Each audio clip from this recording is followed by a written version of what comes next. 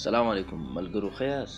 نننی ویډیو تاسو لپاره ډیره ضروری ده که چیرته تاسو ګولډن مصری فارمر یې هګۍ والا چرګانو کار کوي وخین چرګوړي وي زینتي چرګانې او یا هم کوترې دي ساتلي تاسو لپاره ډیره ضروری ویډیو ده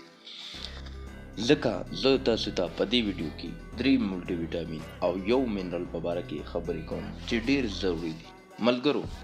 ملټي ویټامین کې تر ټولو لومړی دی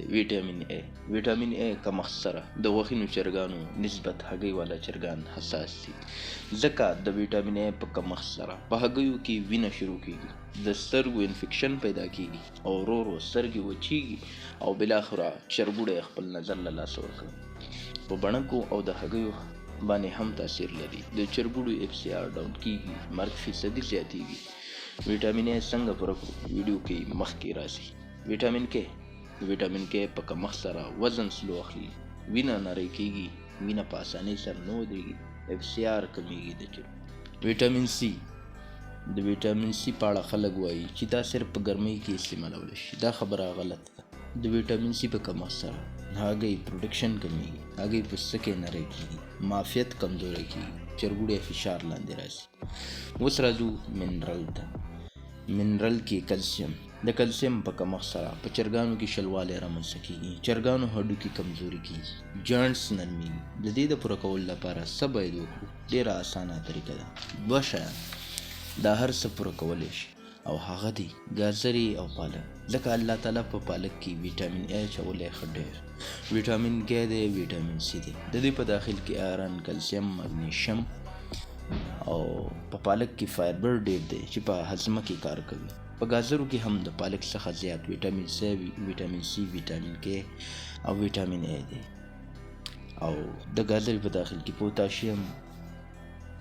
پوتاشیم دی پوتاشیم څه کار کوي د دې په اړه به ویډیو جوړوم انشاءالله د هګیو د جلو لپاره ګازرې ډېر ښه کار کوي اوس راځو چې دا څنګه وکړو پالک همداسې میده کړو او چرګوړو ته یې واچو هم کولی شو او یا هم پالک خوټوو او په دانه کې چرګوړو ته اچوو